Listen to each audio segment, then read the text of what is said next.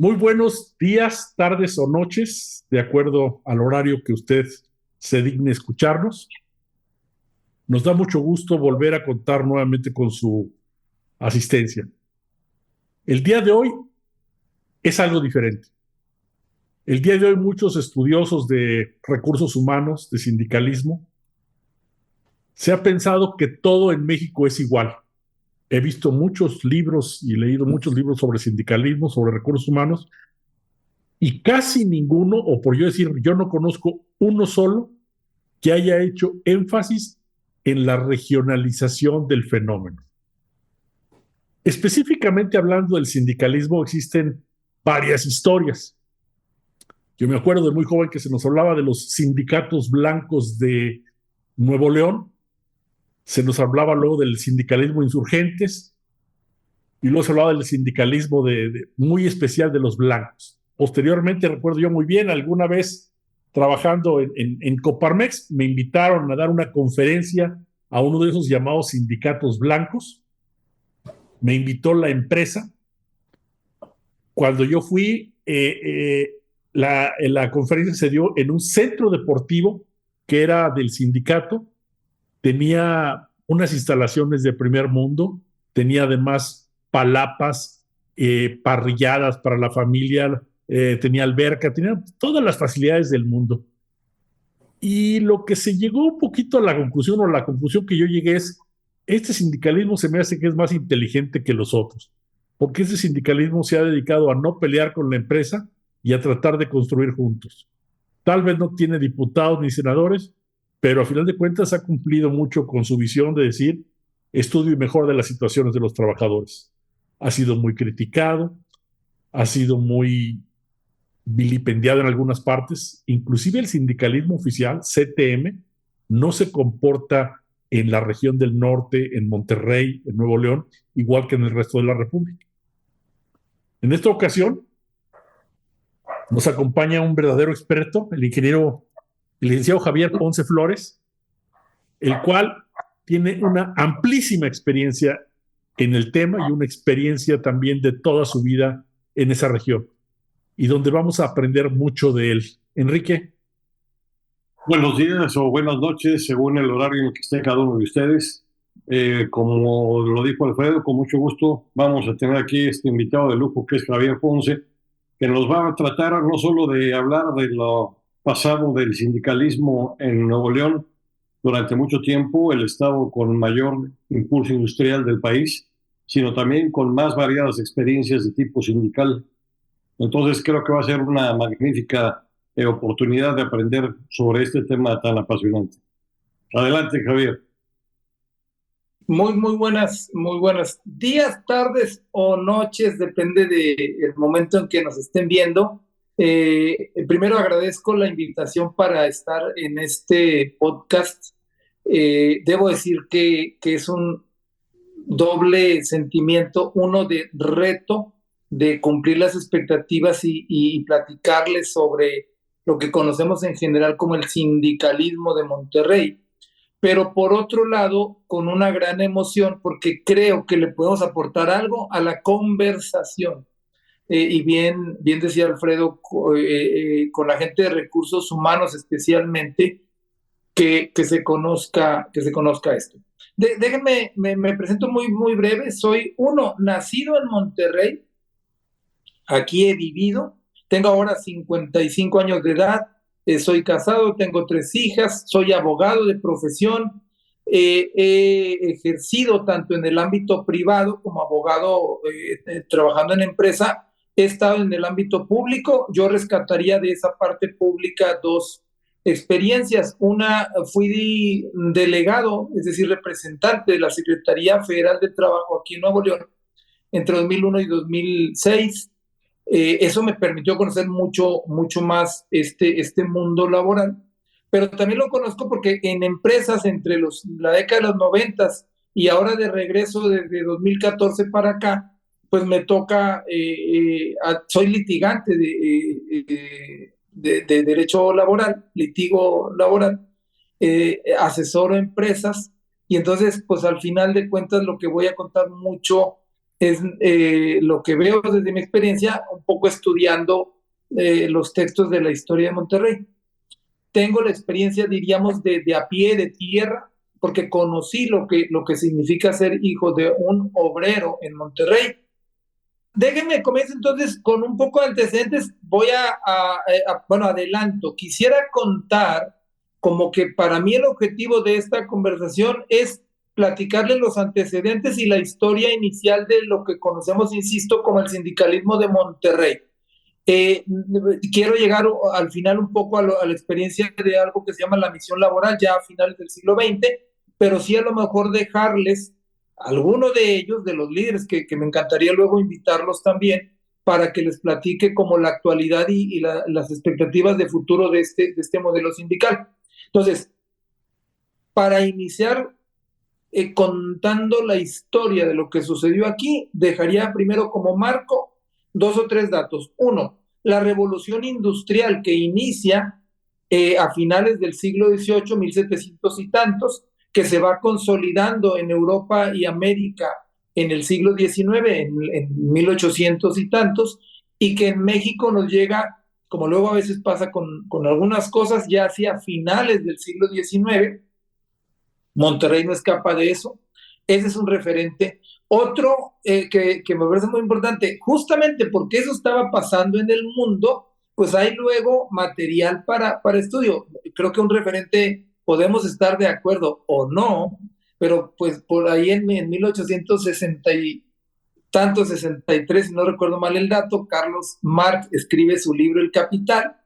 Y por otro lado, hay otro antecedente que a mí siempre me parece relevante, dentro de esto que se llama, dentro de la iglesia católica, está surgiendo a finales del siglo XIX algo que se le conoció luego como la doctrina social de la iglesia, y hay un referente fundamental en el mundo del trabajo, que es el documento encíclica, se llama, que significa carta, la carta encíclica del Papa León XIII, escrita en 1891, que se llamaba Rerum Novarum, es en latín, siempre el nombre de esas cartas es las primeras palabras con las que inicia, y esto significa las cosas nuevas, y el Papa se dedica a hablar del mundo del trabajo y de la necesidad de respetar, lo digo ahora en palabras del siglo XXI, los derechos laborales.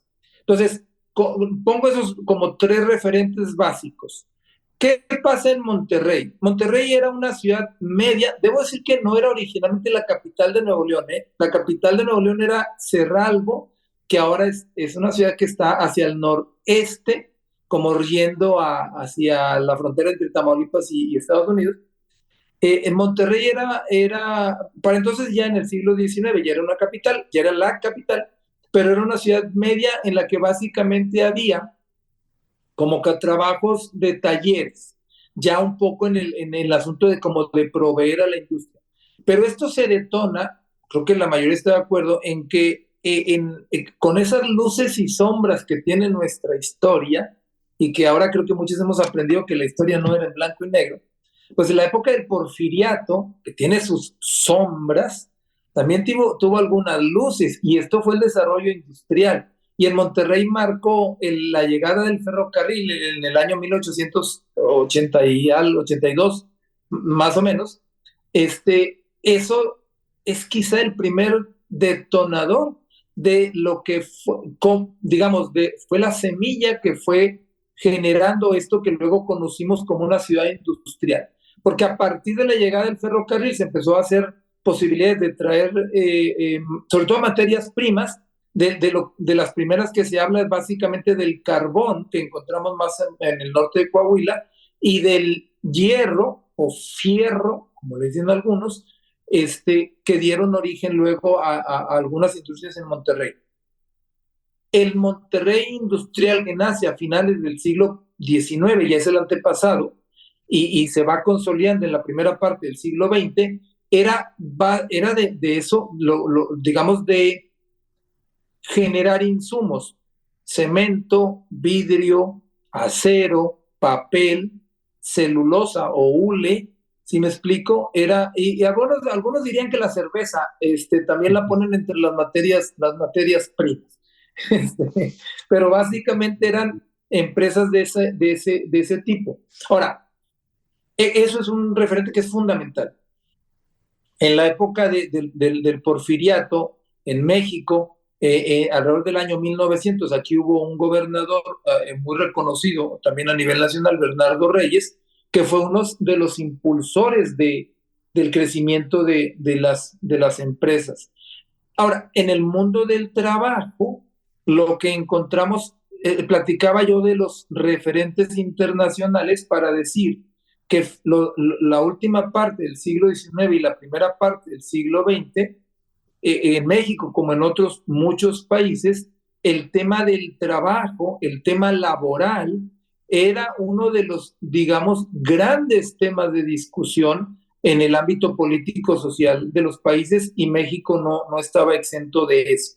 Y entonces hay muchas expresiones, igual no nos podemos entretener contando toda esa historia, pero debo decir que en Monterrey lo que encontramos como antecedentes, ya estoy entrando al tema del sindicalismo, pues es desde 1875, más o menos 74, se crea aquí una cosa que se llamó el Gran Círculo de Obreros de Monterrey, que era como una filial de una organización de trabajadores que existía a nivel nacional, que luego hicieron su propio órgano de comunicación, tipo un periódico que se llamaba El Obrero de Monterrey.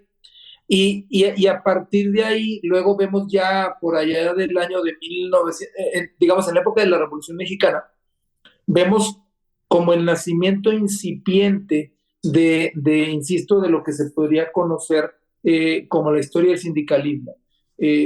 Solo cito así, así como referentes, ya en 1912, 13, por ahí se crea la Casa del Obrero Mundial a nivel nacional.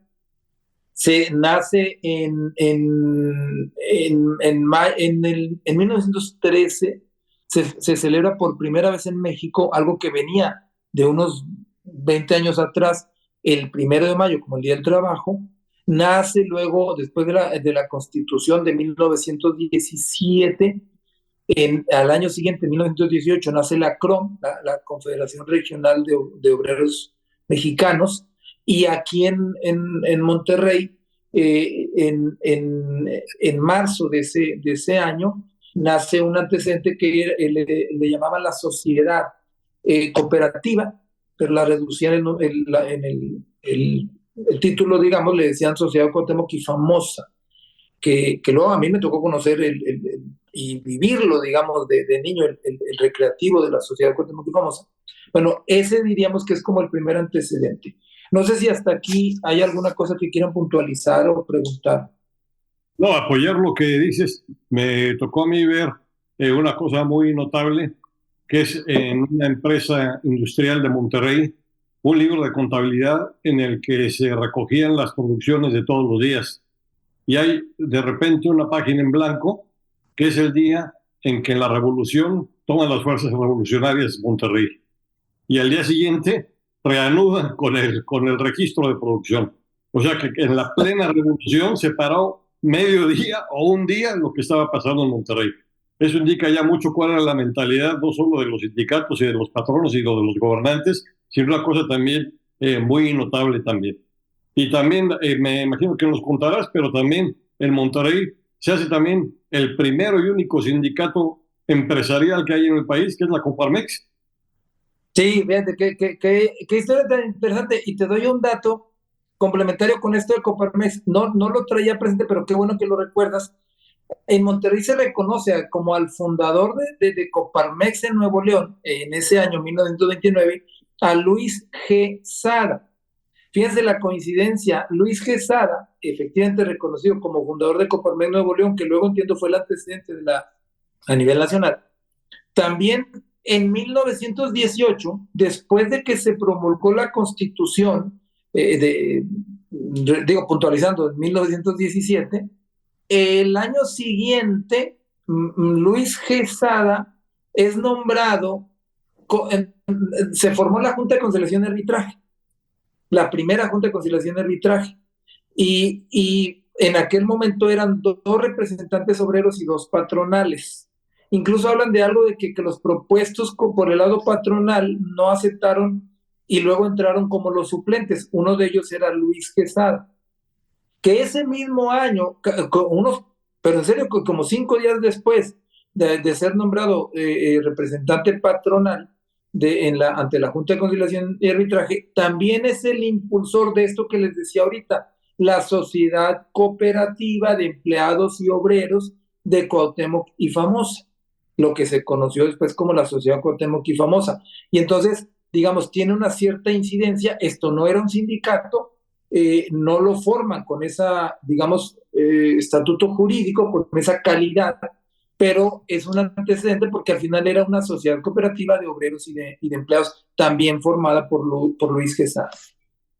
Al año siguiente de la promulgación de la Constitución y del artículo 123, en Saltillo, Coahuila, por cierto, vecinos aquí de nosotros, se fundó la que se conoció luego como la CROM, la Confederación Regional de Obreros Mexicanos, que fue, digamos, que tuvo un papel muy relevante en lo que se conocía como el sindicalismo oficial de los años 20 y un poco de los 30, sustituida luego en algún sentido por la CROC, Confederación Regional de Obreros y Campesinos.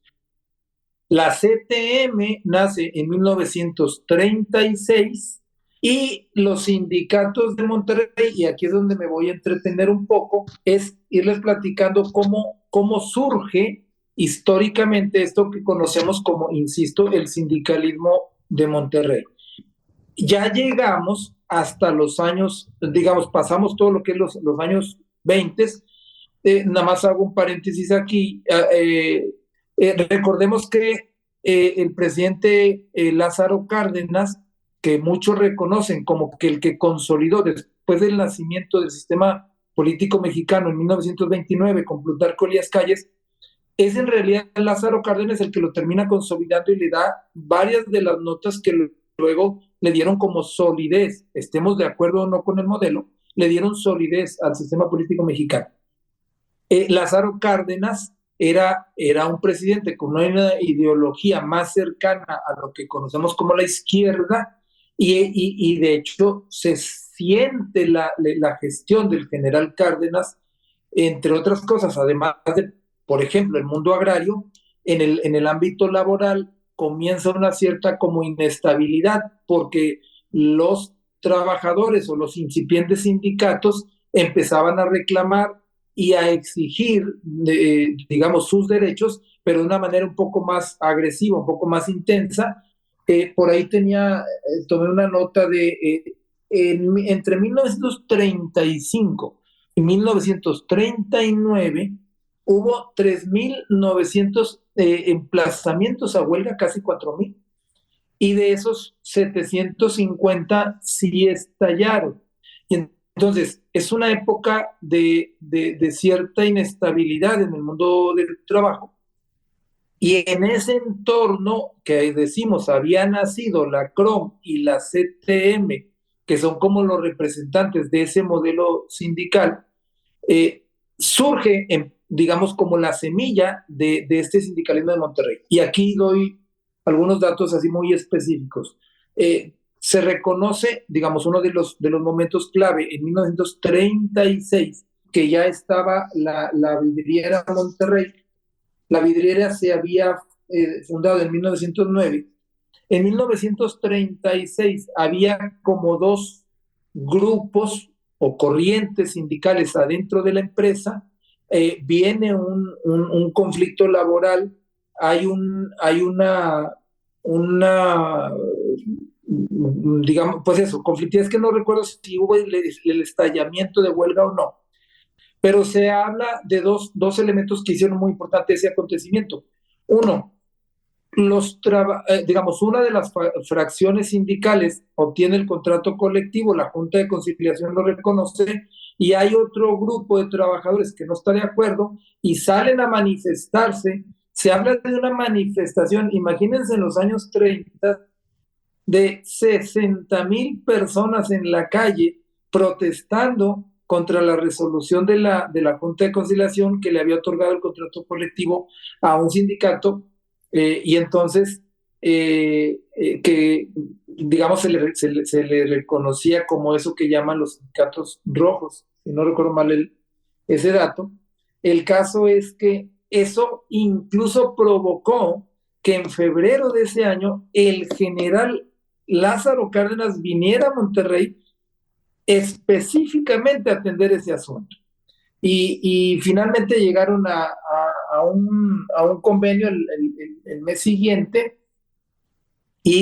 pero de ahí inicia el grupo disidente, quiere constituir una organización sindical para tener representatividad.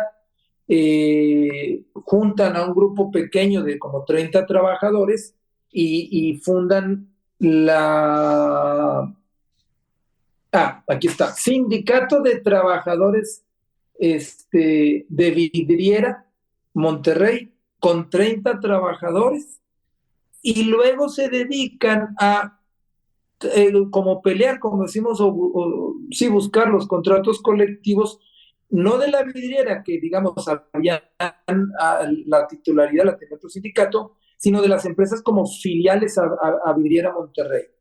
Y eso les permite seguir trabajando hasta que en marzo de ese año, en 1943, logran integrar eso que se conoce como la Federación de Sindicatos Autónomos, que se formó con trabajadores de las filiales de la Vidriera Monterrey, de una empresa que se llamaba Fábrica de Maquinarias, FAMA, y con otra empresa, trabajadores de otra empresa, Troqueles y Esmaltes.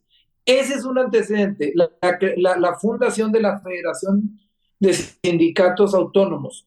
Y por otro lado, en 1936, les digo, en el marco de aquel conflicto de la vidriera, como un mes después, surge la Federación de Sindicatos Independientes, que digamos agrupaba a los trabajadores de la cervecería Cuauhtémoc, que solo era entonces la cervecería Cuauhtémoc. Muchos años después fue la cervecería Cuauhtémoc Moctezuma, de Fábricas Monterrey y de Cementos Mexicanos. Y entonces ahí tenemos el inicio de las como dos organizaciones más relevantes, una la ahora Federación Nacional de Sindicatos Independientes, y otra la Federación Nacional de Sindicatos Autónomos. No sé si aquí quieren hacer alguna nota o alguna pregunta. Quizás solo, Javier, validar si es así, aunque estos sindicatos de estas empresas son muy conocidos porque eran las grandes empresas de Monterrey. No era así todo Monterrey, sino que había una gran cantidad de los sindicatos CROM, CTM, de empresas importantes que no formaban parte de esta corriente. Y sin embargo, su capacidad de negociación fue bastante semejante a la de los otros. O sea, había como un ambiente, a lo mejor por estar menos conectado de lo que estamos hoy, que estamos a 1 hora en avión, Monterrey un poco más lejano, tenía también una influencia más de la industria internacional que de lo local, que en el resto del país era muy incipiente.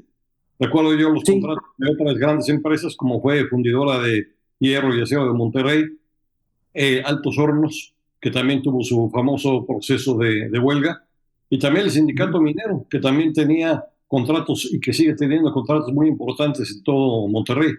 Entonces, no solamente el sindicalismo independiente, sino que hay también una tradición de otros tipos de sindicatos muy presente y vive en el Estado también.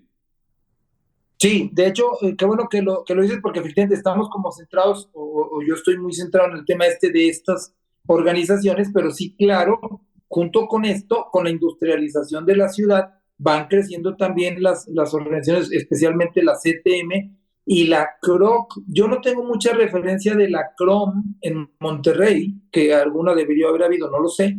Yo tengo más antecedente con la CROC. Y efectivamente luego los otros sindicatos, bueno, eso es como el nacimiento. Déjenme paso al tema como de la filosofía Y aquí es donde decía yo hace rato que esto no es un asunto solo del sindicato. En realidad, estaría incompleta la historia si solo hablamos del sindicato, dos, si pensamos que son los únicos artífices y que son los que lograron las prestaciones que luego hicieron famosa a la ciudad. En realidad, aquí insisto, es donde rescato yo el tema del tripartismo y pongo dos referentes.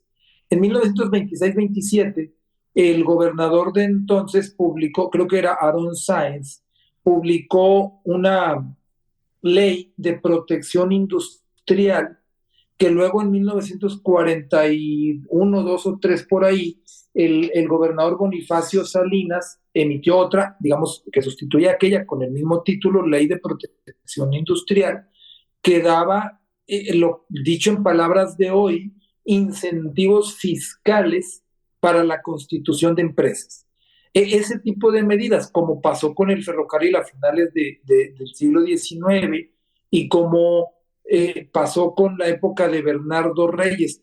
Bernardo Reyes publicó una ley sobre accidentes de trabajo, que ya planteaba la protección del trabajador. Fíjense qué curioso, lo que ahora nos parece como lógico, como de natural, de sentido común, en aquel momento en la exposición de motivos había que argumentar, porque decía, si un accidente sucede en el trabajo, es un accidente sobre el cual el trabajador requiere protección. Y luego, por allá de 1920 y algo, 22, se crea una ley en Nuevo León, no sé si igual hubo otras en los estados, de jornadas máximas.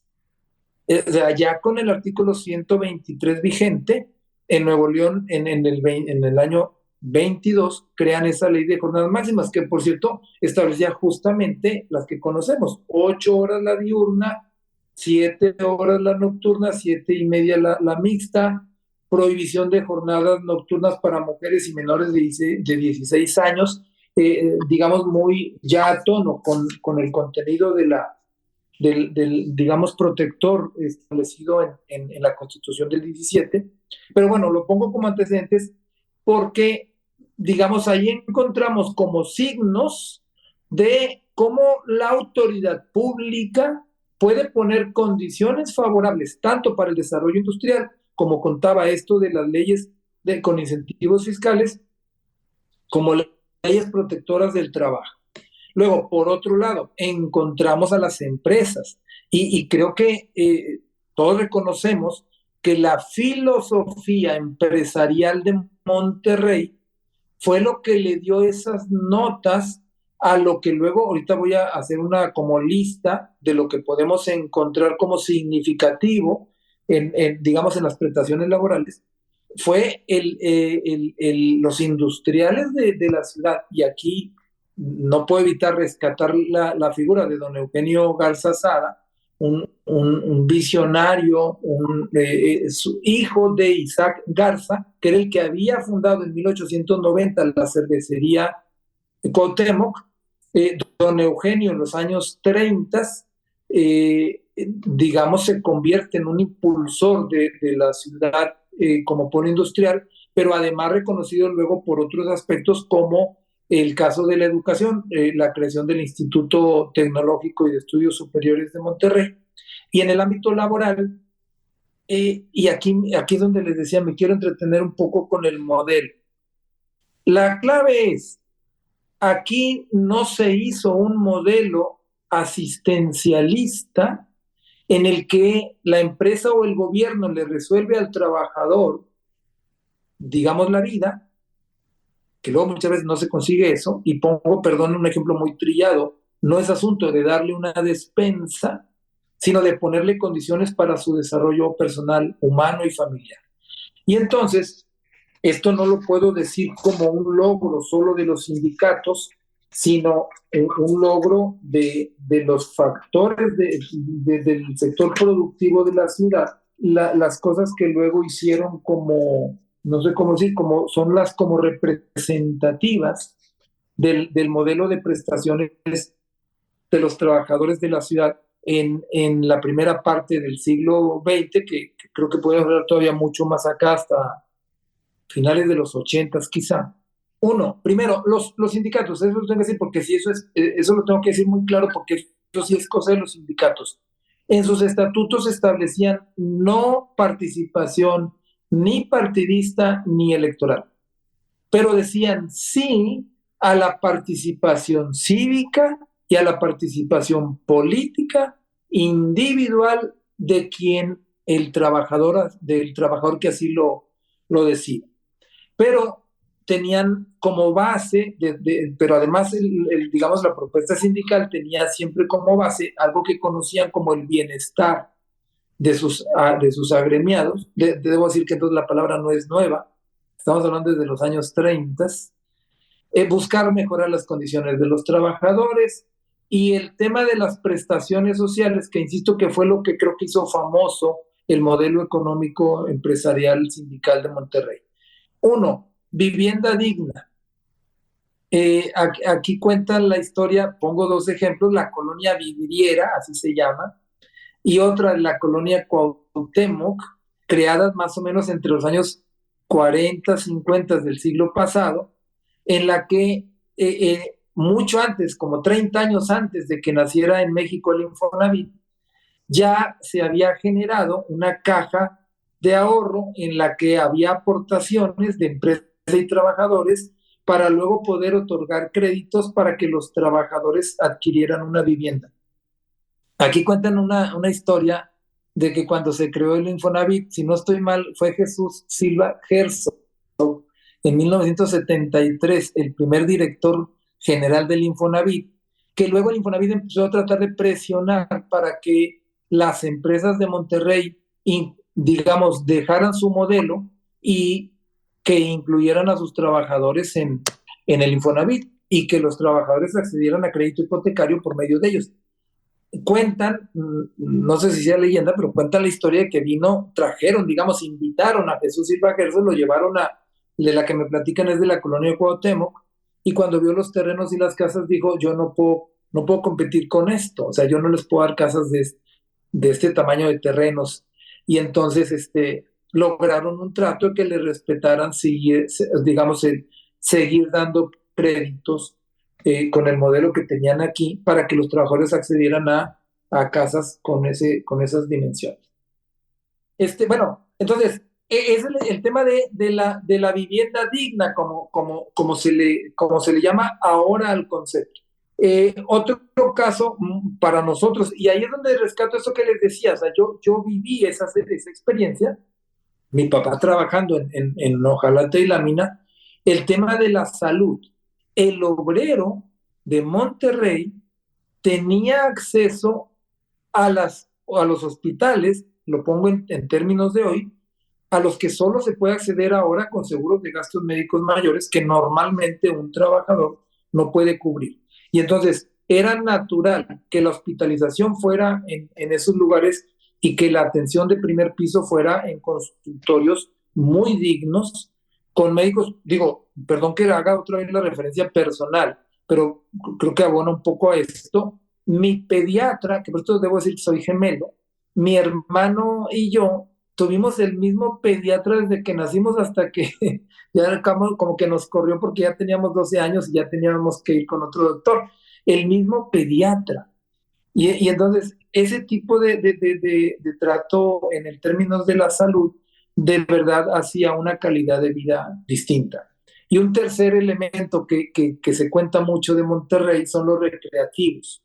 El centro recreativo, el de La Vidriera, el de la Sociedad Cuauhtémoc y famosa, de ahora el grupo FEMSA, o NOVA, o el de CEMEX, esta oportunidad que tenía el trabajador, y otra vez regreso al planteamiento de lo que una persona de clase media, media alta tiene en un club social, como digo, en términos de Monterrey diríamos aquí el campestre, por poner un ejemplo, pero es igual hay en las ciudades, estos clubs con alberca, con canchas, con espacios de salones para eventos, esto el trabajador común, el obrero de Monterrey tenía acceso porque los grupos industriales establecían estos centros.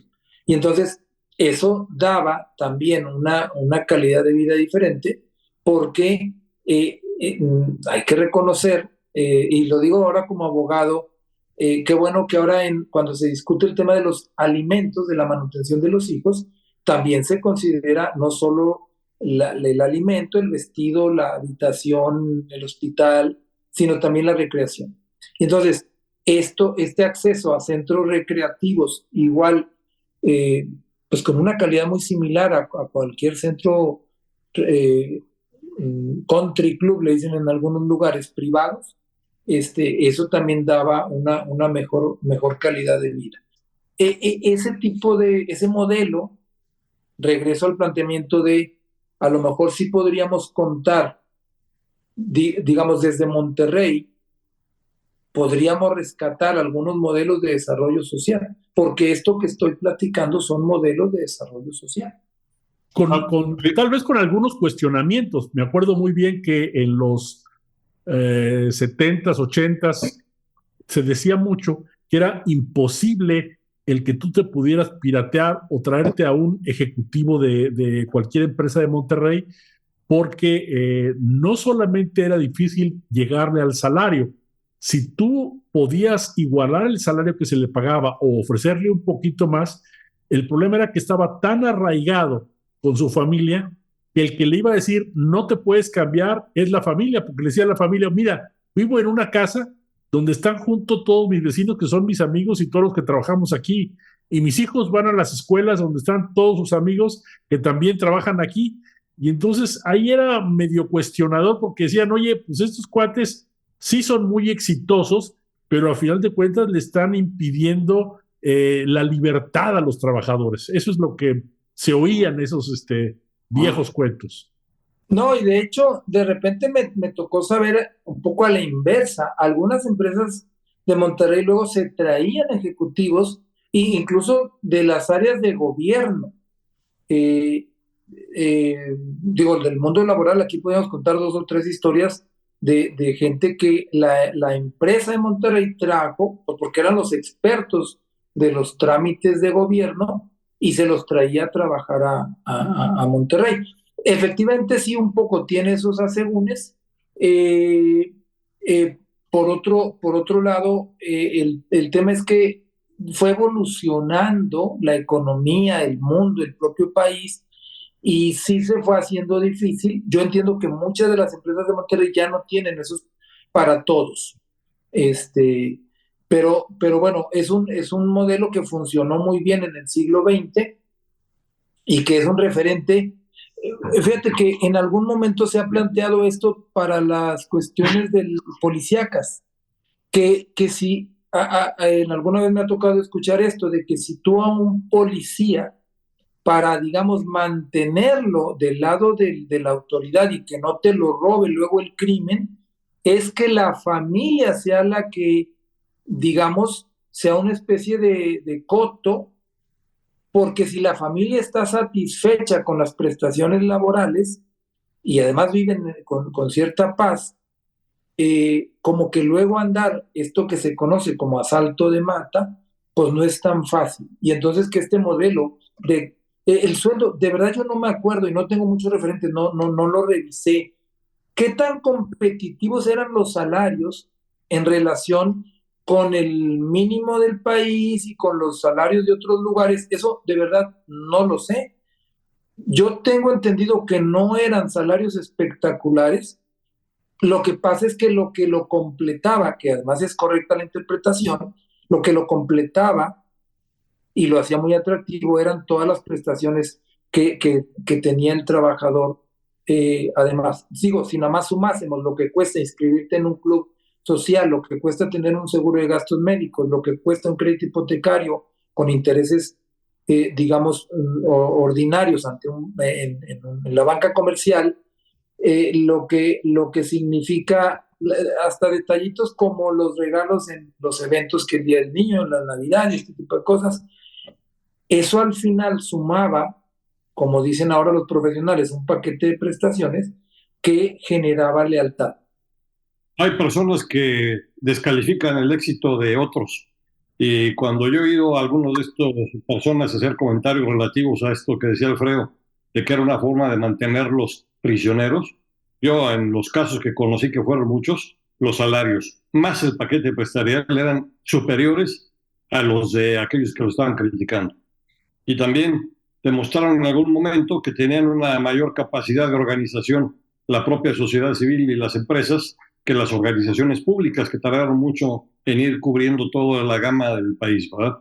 Entonces yo creo que también cuando alguien hace las cosas bien y es incapaz de hacerlo, pues se refiere a ellas como siempre, ¿no? Ahí había corrupción, había no había libertad, ahí no había posibilidad de realización personal. Yo creo que eso lo debían preguntar los protagonistas, no los que desde fuera lo han estado viendo, ¿no? En 1943 creó el IMSS y prácticamente ya con estas prestaciones y materia de seguridad también industrial y todo esto, Monterrey ya los tenía.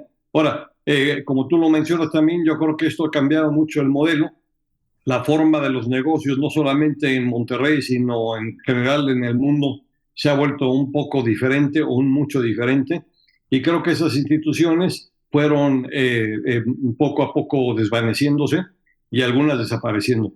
No sé, no conozco ahora cómo está después de que hemos tenido aquí una oleada importante de ventas de las empresas originales de las grandes empresas de Monterrey, entre ellos donde trabajó tu papá, en hojalata y lámina, y otros grupos industriales que se han ido vendiendo, que hablan incluso de la desindustrialización de Nuevo León, para Sí. quedarse con muy pocas empresas que están en el sector alimentos, en el sector de autopartes algunas, pero que también ahora con el tan mentado ingreso de Tesla a Nuevo León, se dice que bueno, que ahora las industrias dejan de ser eso y que no van a traer esos beneficios. ¿Tú ahí cómo lo estás viviendo? ¿Realmente estas empresas que fueron íconos están desempleando personas o deshaciéndose de los negocios tradicionales, que parece ser así, y van a otro modelo? ¿Cómo está el tema laboral ahora comparado con estos años dorados de los que hablamos por ahí de los ochentas? Que también recordemos, también trajeron grandes fracasos en las empresas, que con la apertura del Tratado de Libre Comercio, muchas de estas empresas que tenían de alguna forma el proteccionismo oficial del país dejaron de tenerlo y no pudieron competir. ¿Cómo ves esto en la actualidad? Bueno, sí, absolutamente sí. El tema de la apertura comercial les afectó. Otro tema es la diversificación. Hubo casos no exitosos de los grupos industriales que intentaron como diversificarse y tuvieron fracasos en algunas ramas. Otra cosa es, efectivamente, hay una evolución en la vocación económica de Monterrey y de Nuevo León, en el que creo que efectivamente hay una especie sí de desindustrialización, hay un crecimiento muy importante, por otro lado, de la industria maquiladora de exportación, que ese es un tema que a lo mejor un día sería bueno platicar, porque aquí la maquila no trajo los problemas sociales que hubo en otras fronteras del país. Con mucho respeto hablo del norte de Chihuahua y el norte de Tamaulipas o Coahuila. Aquí la industria maquiladora de exportación es un caso de éxito. Hay un corredor industrial que aquí físicamente lo ubicamos muy claro, un corredor económico por el rumbo del centro de la ciudad hacia el aeropuerto, que creció digamos, estoy hablando, insisto, de los años 90 para acá. Y por otro lado, ha crecido muchísimo el sector terciario de la economía, la parte de comercio y servicios. No, nos hemos convertido en algún caso, pongo solo unos referentes, el tema de eso que llaman el turismo de salud. Aquí hay hospitales en los que se recibe gente de varios lugares del país y de Estados Unidos que vienen a la atención médica, por ejemplo, y así otras áreas. Básicamente sí ha habido una evolución en la vocación económica del Estado y estamos migrando más a comercio y servicios. Ha habido ese tema de la venta, está el caso de la cervecería que ahora es de Heineken o de ILSA, ojalá la Mena, que ahora es de Ternium, digamos, todo eso ha generado una modificación de este panorama. Sé que nos quedan muchas cosas por platicar. De verdad, yo estaría encantado si un día tenemos oportunidad de invitar a alguno de los coordinadores nacionales de alguna de estas organizaciones para que nos platique la actualidad y un poco los retos. Ahorita estamos en una etapa muy particular con esto de la legitimación y el nuevo modelo de relación laboral, que creo que valdría la pena que luego platicáramos con algunos de ellos. Por supuesto que sí, claro que sí, te invitamos a que lo coordines. Creo que por esta charla que nos has abierto muchísimo los ojos a todos nosotros, creo que va a ser muy, muy, muy interesante y creo que estamos invitados a tener una segunda parte de esta charla. Bueno, pues te agradecemos muchísimo. Muchas gracias, Javier, por esta charla. Y Enrique, si quieres cerrar el evento, por favor, si eres tan amable, con algún último comentario. Bueno, pues como vemos aquí, Javier nos ha transmitido la experiencia, un poco la historia. A veces algunos dicen que la historia no sirve, pero yo creo que es muy importante porque nos recuerda nuestra identidad.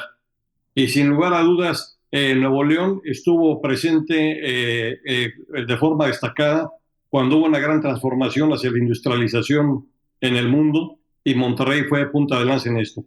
Y ahora nos encontramos en una época de otra nueva transformación, la transformación digital de la economía. Y aquí también pues estamos viviéndola, todavía no vamos a saber cuáles son los resultados, pero creo que aquí todos los estados en los que se ha primado la iniciativa personal, la libre competencia, el respeto a la ley, son los motores económicos del país. Desgraciadamente no todos lo han podido tener, ojalá que todos lo tuvieran, pero en ese sentido yo creo que con sus aciertos y su capacidad también de resiliencia, Monterrey en particular, Nuevo León en general, ahora ya más extendido, han mostrado lo que puede hacer el mexicano cuando tiene esas facilidades para actuar libremente y desarrollarse. Y pues muchas gracias, Javier. Muchísimas gracias, Javier, y nos vemos muy, muy pronto. Muchas gracias a todos nuestras personas que nos están escuchando, y les agradecemos mucho y nos vemos muy pronto. Muchas gracias y buenas Hasta luego. mañanas, tardes o noches.